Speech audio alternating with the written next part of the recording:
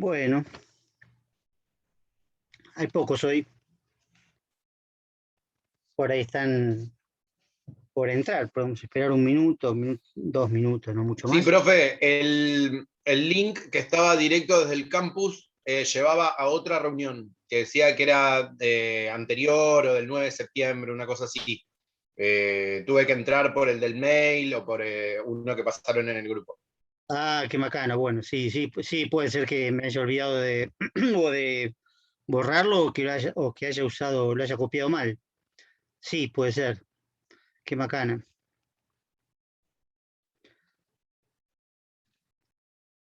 Igual el mail creo que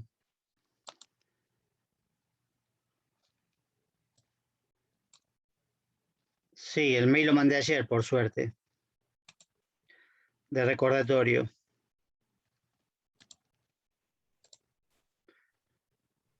Bueno, menos mal.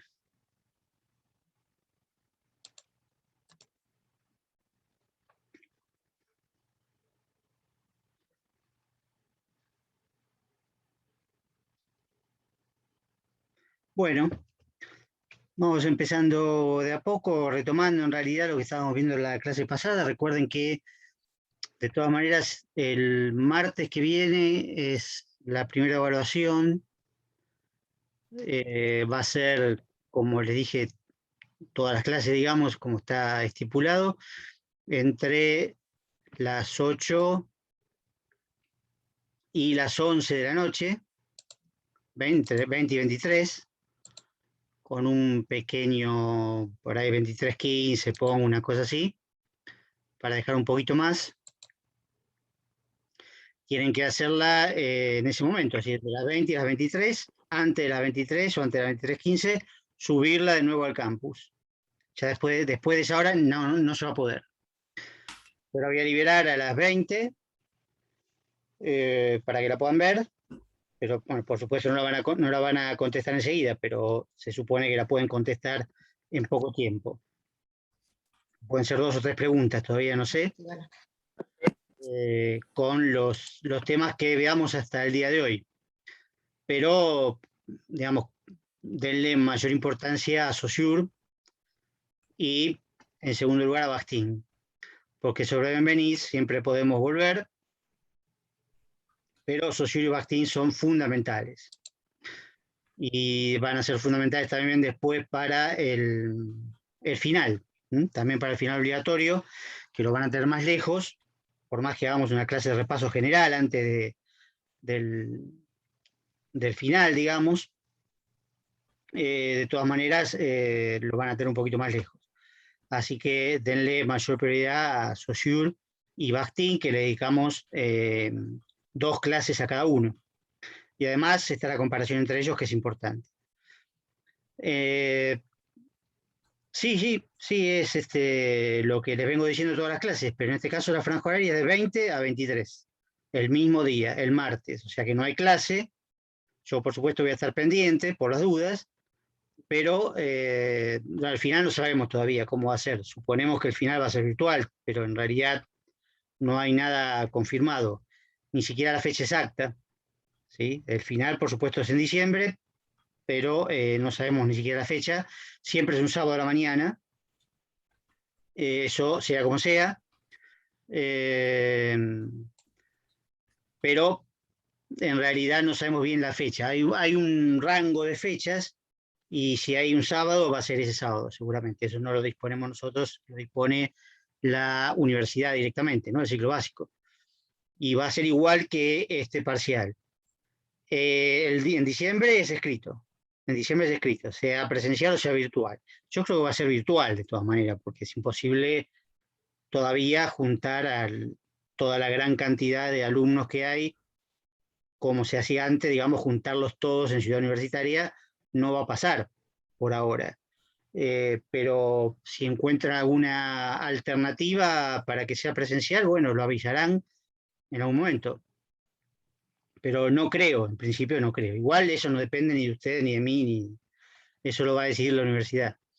Pero no nos preocupemos tanto del final porque falta mucho todavía. Preocupémonos más de este martes, que es lo que tienen que pasar, tienen que aprobar para llegar al final.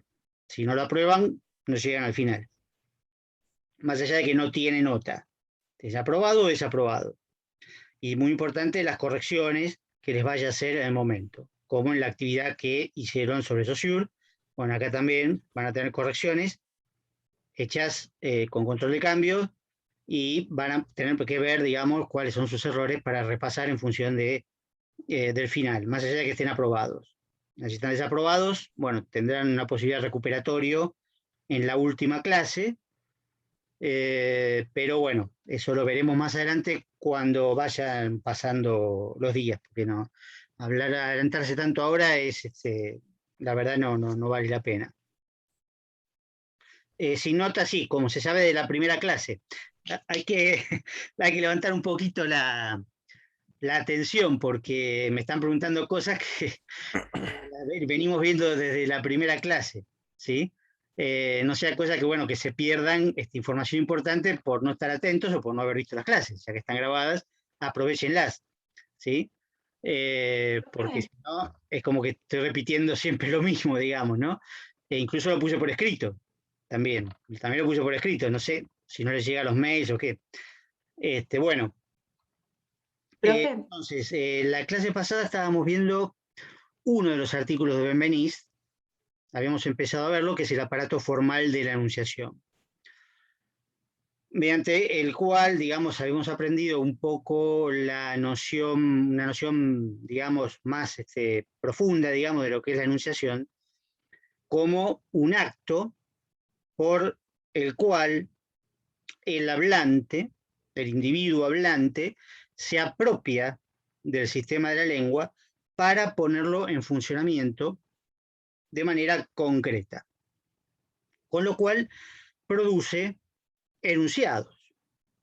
Esto ya más o menos lo sabíamos con Bakhtin, hasta cierto punto lo sabíamos, pero tengan cuidado porque Bakhtin nunca habla de enunciación y tampoco habla de habla, justamente, ¿no? En el caso de Benveniste, como dijimos, es de la tradición de Saussure, viene de la tradición saussuriana, pero reconoce que el sistema de la lengua debe ponerse a funcionar para justamente producir la enunciación, que es esto, es un acto, un acontecimiento, un hecho concreto de producción de enunciados. Eso implica que la enunciación va a dejar algunas huellas propias en el enunciado. En ese sentido, cuando decimos huellas, en el caso del lenguaje hablado, son palabras, ¿no?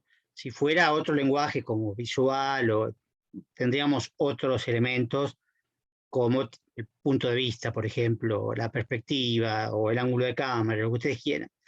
Eso es en otro tipo de lenguaje. Cuando hablamos de lenguaje hablado, sea oral o escrito, que es el que estamos manejando ahora y vamos a utilizar en la parte práctica, que viene después del parcial, se tratan de palabras. Palabras que funcionan como huellas de la enunciación, ¿no? Son los ejemplos que vimos en la clase pasada. Primero, lo que dice Benveniste son los pronombres personales, ¿no? Yo, tú, ¿no? Yo, vos. Después vamos a ver las variantes, ¿no? De los pronombres personales, que son en castellano de primera, segunda y tercera persona, singular y plural. O sea, yo, tú, él, nosotros, ustedes, ellos, o ellas o ellas. Por eso lo vamos a ver después, para la parte práctica directamente, porque cada forma tiene su particularidad y se usa de distinta manera en castellano. Pero el yo, como dijimos, es el que habla. Pero cada vez que alguien habla, dice yo, o puede decir yo, o queda ese yo implícito, de alguna manera, en aquello que está diciendo, en el enunciado que emite. En el caso del castellano, especialmente por el hecho de que el pronombre personal no es obligatorio, como en inglés, por ejemplo, o incluso en alemán, ¿no? Es decir, la parte personal puede estar directamente en el verbo. Si yo digo voy, ¿sí? Ya en el verbo tengo la categoría de persona, primera persona singular, del verbo ir, voy. No tengo que decir yo voy. Puedo decir yo voy, pero bueno, en principio puede ser redundante o tener un énfasis o un contraste, ¿no? Por ejemplo, alguien dice yo no voy o no voy y yo digo yo voy. Estoy acentuando que yo sí voy. Es decir, el uso del pronombre personal suele ser enfático o comparativo, contrastivo. Hay muchos usos, pero no es obligatorio. Entonces hay que rastrear también los verbos. Si la categoría de persona está también en los verbos. Por eso les insisto con que repasen los verbos, porque van a tener que empezar a reconocer primero cuáles son los verbos en un enunciado y después qué categorías incluyen. ¿Sí? Es decir, en este caso, la persona. Con el número también, porque la persona solo no, sino en este caso, primera persona. ¿Sí? Segunda persona, que sería el tú o el vos, ¿no? Por supuesto, nosotros hablamos de vos, tú es en general en castellano, digamos, en español, fuera de acá, ¿no? Segunda persona. Y después, bueno, está la tercera persona que tiene una particularidad que después vamos a ver, pero por ahora la podemos dejar sin darle tanta importancia. Vamos a ver que tiene una dificultad, pero de todas maneras en la enunciación se presenta este diálogo implícito que ya veíamos en Bakhtin, ¿no? Entre el yo y el vos, ¿no? Pero acá lo que nos interesa es ver que estas personas que intervienen en la enunciación dejan su huella en los enunciados. Y esas huellas se pueden identificar, relevar y después, bueno, analizar de alguna manera. Eso es la parte práctica. Esto es la teoría de la parte práctica, que tiene que ver con identificar y analizar. Después agrega Benveniste, como también ya dijimos en la clase pasada, lo que se llama índices de ostensión, que tiene que ver con los lugares, ¿no? Con este, ese, aquel, aquí, allí, aquí, ahí, allí, es decir, lo que llamamos demostrativos. Por supuesto, también las marcas temporales, ¿no? Las marcas temporales, ayer, hoy, mañana, ¿sí? Todos estos elementos personales, espaciales y temporales constituyen una especie de eje de la enunciación. Son como tres coordenadas, ¿no? Persona, tiempo y espacio, que caracterizan el contexto de la enunciación. Cuando hablamos de que la enunciación es un acto concreto, queremos decir justamente eso, que tiene características bien concretas. Persona, por un lado, o sujeto, tiempo en el cual se produce y espacio en donde se produce. ¿Sí? La enunciación tiene estas características y proyecta, muchas veces, en algunos casos no, pero muchas veces proyecta estas características en forma de marcas, es decir, palabras o grupos de palabras. Estas que acabo de mencionar son elementales, pero después vamos a ver que hay un abanico bastante amplio de referencias personales, referencias temporales y referencias espaciales, que, repito, van a estar puestas en el enunciado. Y de ahí las vamos a poder relevar. Nos van a reenviar hacia el proceso de enunciación. Hoy, ahora, este momento es el tiempo de la enunciación. ¿Sí? Ayer es un tiempo anterior. Mañana es un tiempo posterior.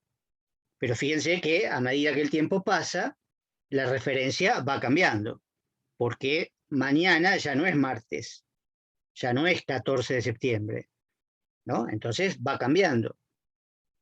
Es al revés. Hoy se transforma en ayer, ¿sí? Mañana se transforma en hoy. ¿Sí? Y, digamos, lo que va a ser mañana, del espacio, lo vi en una clase pasada también y lo acabo de repetir. Aquí, ahí, allí, designa espacios donde se enuncia. O este, ese, aquel. En este lugar, en aquel lugar, este alumno, aquel alumno, ¿sí? Remiten a espacios alrededor del sujeto de la enunciación, alrededor del yo. El yo está situado en aquí, en este lugar, pero hay espacios que están más alejados, reflejados por aquí, o por allí, perdón, o ahí, puede ser también, porque en castellano tenemos las tres posibilidades, ¿no? Es decir, ahí es más cerca, allí es más lejos, o en el caso de este, ese y aquel, o esto, eso, aquello, también implican tres posibilidades, digamos, ¿no? Si en cambio, por ejemplo, acá y allá implica dos posibilidades nada más. Se parece más al inglés, ¿no? Que tiene here and there, ¿no? Son dos lugares nada más. El lugar del enunciador y el lugar que está más alejado del enunciador, ¿no? Dos lugares solos. Pero bueno, hay muchas maneras de manifestar el espacio, ¿sí? Incluso a veces también mediante algunos verbos. También lo vamos a ver eso. Pero en la parte práctica. Los verbos también tienen tiempo, ¿no? Por eso se llaman tiempos verbales. No hay verbo en general. El infinitivo no es un verbo, es un verboide. Ojo con eso, porque a veces marcan los infinitivos. Amar, temer, partir, o amando, temiendo, partiendo, bueno, son los gerundios, no son verbos, ¿sí? No están conjugados, son formas verboides, ¿no? Hablamos de los verbos conjugados. Si yo digo ayer fui, bueno, el fui tiene contenido temporal de pasado, pretérito. En este caso, pretérito perfecto simple. Si digo veremos, ¿no? La semana que viene veremos, o vamos a ver, porque en realidad veremos, el futuro simple mucho no se usa, vamos a ver, ¿sí? Es una forma perifrástica de futuro, ¿no? Que indica también una temporalidad, ¿sí? No es un pronombre, no es un adverbio, sino un tiempo, los tiempos verbales, que tienen distintas características. En castellano hay muchos tiempos verbales. Es difícil, digamos, aprender los tiempos en castellano, ¿no? Para los extranjeros sobre todo, suele ser difícil porque hay muchos tiempos verbales. También hay muchos modos, pero los modos, bueno, por ahora los podemos dejar. Son modos, es el modo indicativo, nada más, el modo indicativo. Entonces, bueno, no hay tantos tiempos. ¿Sí? El subjuntivo y el imperativo, por ahora lo podemos dejar. En ese sentido, bueno, lo último que da Benveniste como característica del aparato formal de enunciación son tres grandes categorías que después lo vamos a ver más adelante como modalidades, ¿no? Modalidad, vamos a agregar una más, que son la relación entre el yo y el vos. La relación entre el yo y el vos establecida por el enunciado. Hay una que ya la conocemos mucho por Bakhtin, que él la llama interrogación, ¿no? Pregunta, ¿no? ¿Qué era la pregunta? Bueno, pedirle al otro una respuesta. Mi enunciado le sugiere al otro, le pide al otro una respuesta. Se establece una relación en que el otro queda como preguntado, digamos, interrogado. Es una relación posible. Otra es lo que llama Benveniste intimación, ¿no? Intimación es cualquier forma que va entre el pedido y la orden, ¿no? Una especie de rango, ¿no? Que puede incluir también el ruego, la exhortación, etc.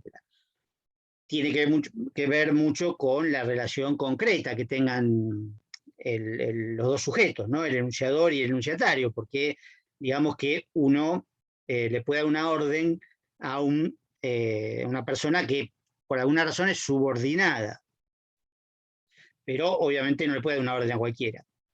Si no es subordinada, en todo caso le hace un pedido, ¿sí? O un ruego.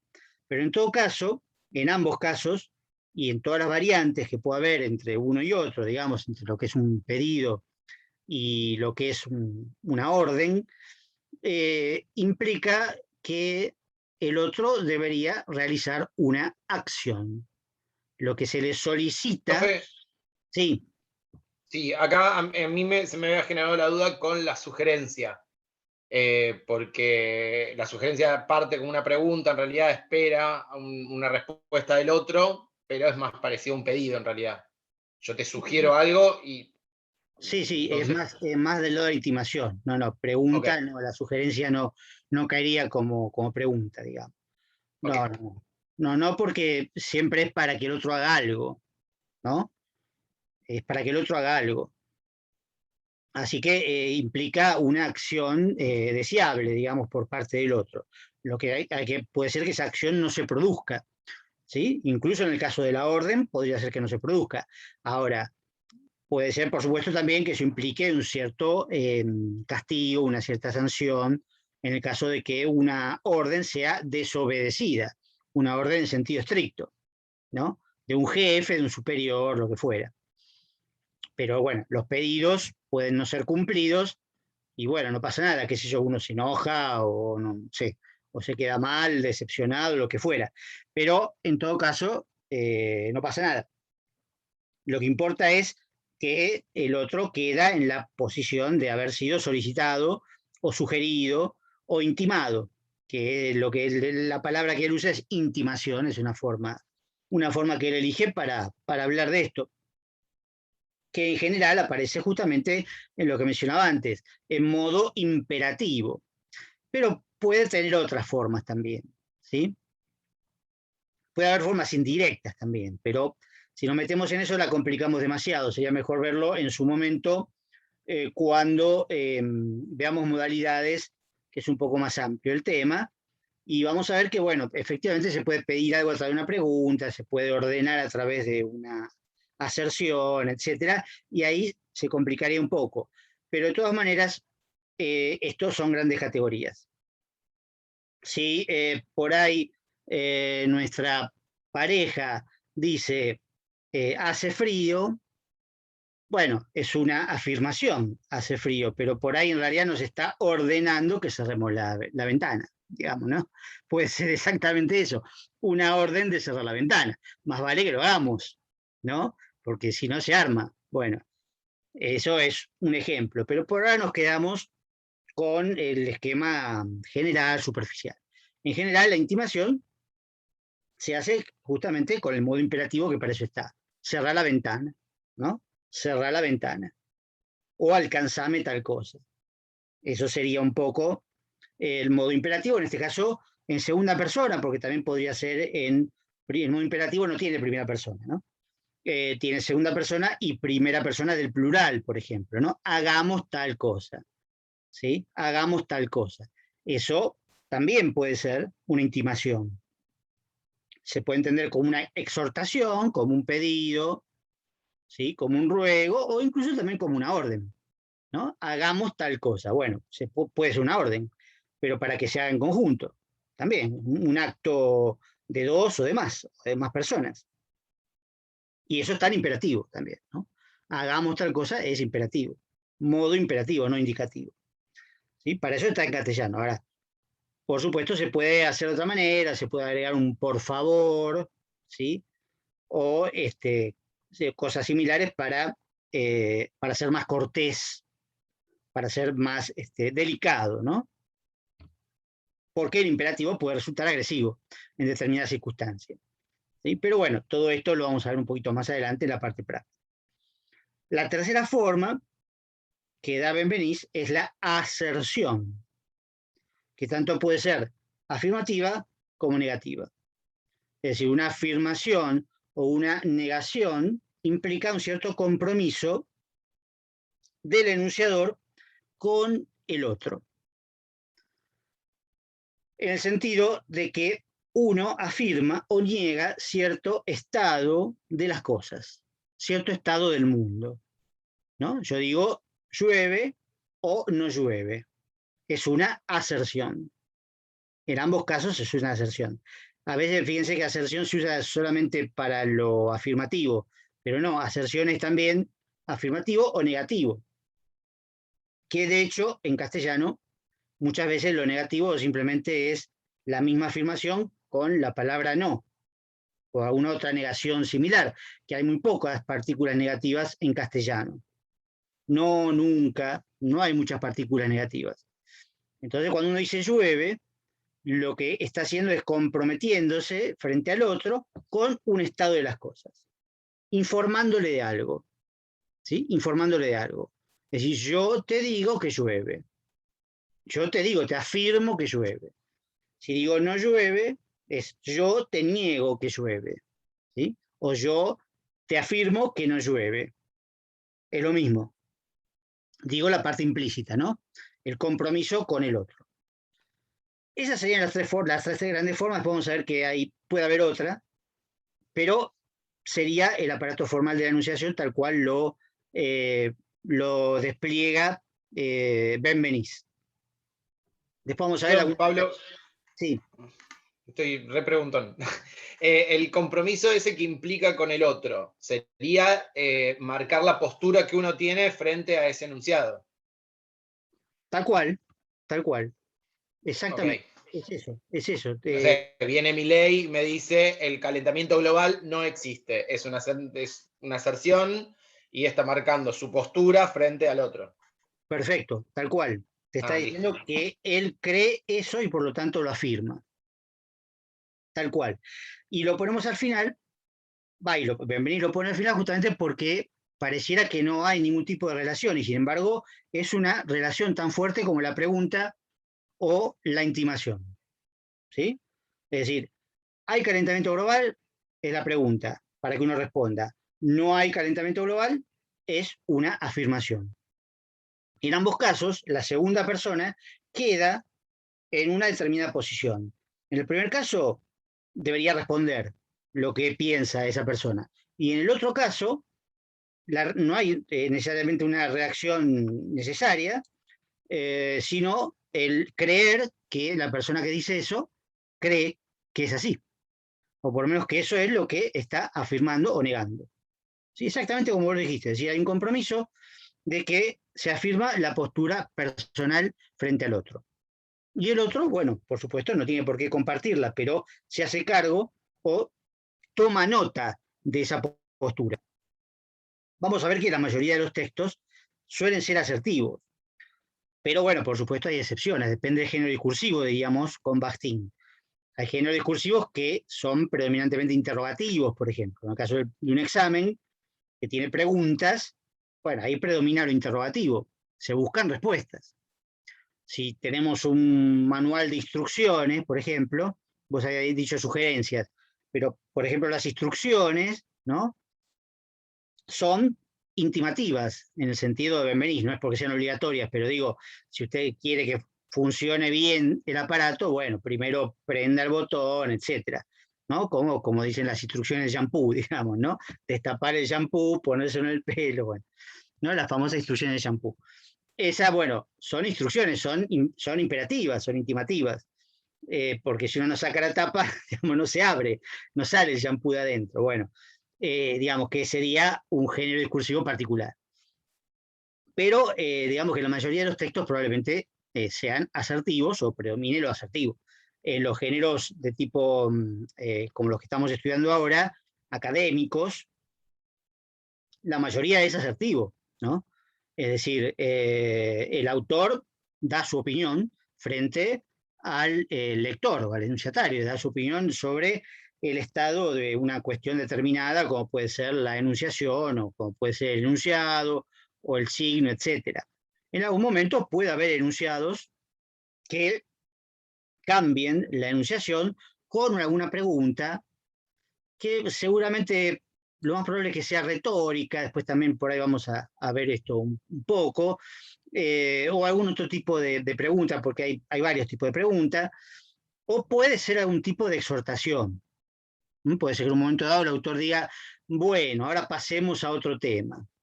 Bueno, ese pasemos a otro tema, que está efectivamente, como el ejemplo anterior, en el imperativo, es una forma de intimación donde, bueno, al lector no le queda otra tampoco, no es una orden, pero está como cerca de una orden, porque si uno no quiere seguir leyendo, bueno, no lo lee, pero en realidad uno está leyendo, entonces si el autor dice pasemos a otro tema, bueno, no queda otra que pasar a otro tema, ¿sí? Entonces hay una intimación.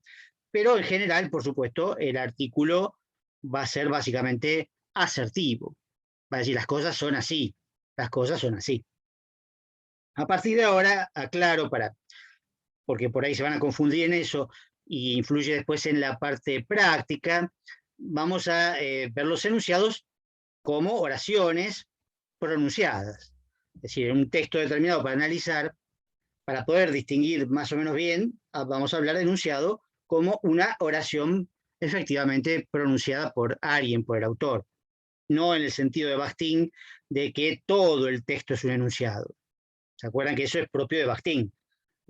Porque Bakhtin decía, bueno, el enunciado empieza cuando el enunciador empieza a hablar, cuando el hablante empieza a hablar, y termina cuando deja de hablar y cede su turno u otro lo toma, u otro le contesta. Ahora vamos a tomar enunciado por enunciado, como si fuera el equivalente real de una oración.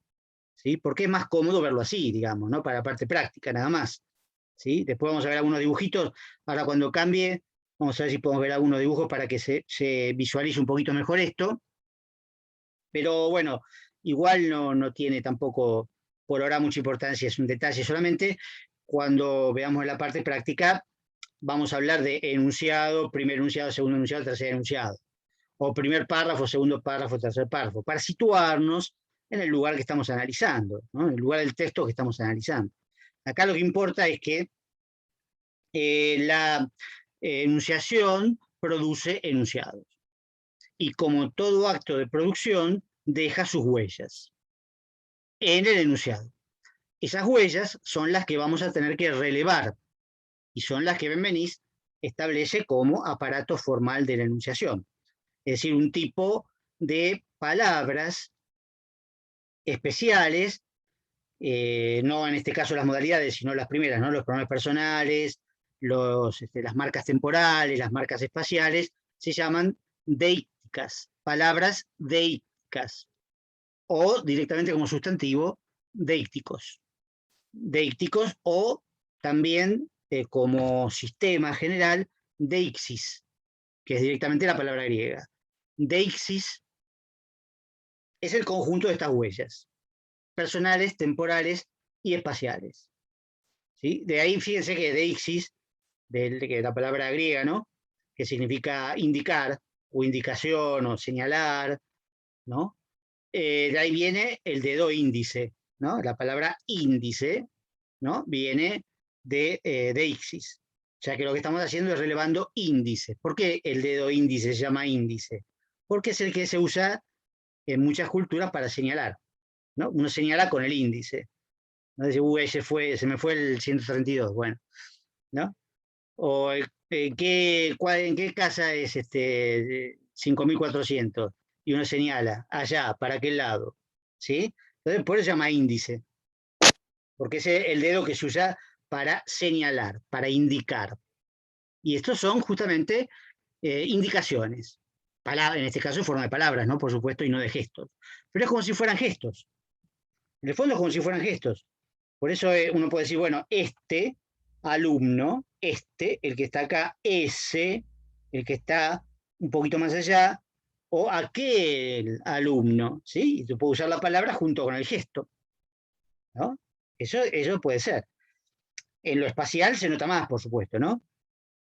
Después en lo otro, bueno, por ahí es más metafórico, ¿no? Porque uno ayer, ¿no? Ayer es para atrás, ¿no? Mañana es para adelante, pero eso ya es un poquito más metafórico, ¿sí? O yo soy el que estoy acá, ¿sí? Yo es como señalarme a mí mismo, vos sos el que está allá, o ustedes, ¿no? Los que están allá, ¿no? Ven que se podría señalar, digamos, de alguna manera, en algo, un tipo de signo que incluso podríamos decir que no es arbitrario, ¿sí? En el sentido saussuriano, no es arbitrario, ¿sí? Porque si yo dijera vos y me señalo así, y no es muy, digamos, no funciona en general, ¿no? Uno dice yo y se toca a sí mismo, a su propio cuerpo, y eso es natural, prácticamente natural, ¿no? Entonces no es arbitrario, ¿sí? Hay una razón para que se establezca, pero en forma de señas, por supuesto. Las palabras siguen siendo arbitrarias desde ya, porque, como vimos, en castellano se dice de una manera en inglés se dice de una manera completamente distinta, eso desde ya. Ya lo sabemos que de entrada las palabras, por supuesto, son arbitrarias de por sí, los signos, ¿no? Y las palabras, como expresión de los signos, también siguen siendo arbitrarias, ¿no? Ahora, eso, bueno, por supuesto, digo, cuando se corresponden con señas, ya hemos visto que para Saussure no son arbitrarias o no son del todo arbitrarias. ¿Sí? Pero eso, bueno, es otra cosa, simplemente para que visualicen que se trata de indicaciones que están presentes en el enunciado. ¿Y qué indican? Indican la enunciación. Indican la enunciación. Señalan hacia la enunciación que las produjo, ¿no? Pues son huellas de esa enunciación. Y señalan a la persona, al tiempo o al espacio. Es decir, a cualquiera de las tres coordenadas de ese eje formado básicamente por yo, aquí, ahora. ¿Sí? No importa el orden, pero el yo es importante. Por ahí es más importante que nada, ahora lo vamos a ver en el otro artículo. ¿Sí? Piensen antes de que se corte, vayan pensando en lo siguiente, que es en esta expresión, por ejemplo, cuando si yo les digo, me encuentro con alguien de ustedes y les digo, la clase de anoche me sorprendió, o la clase de anoche me gustó, o la clase de anoche me impactó. ¿Qué estoy queriendo decir o qué puedo decir con esas expresiones? Con la clase de anoche o de la semana pasada, no importa. ¿Sí? O para algo parecido, me encuentro con alguien y le digo, tu llamada de anoche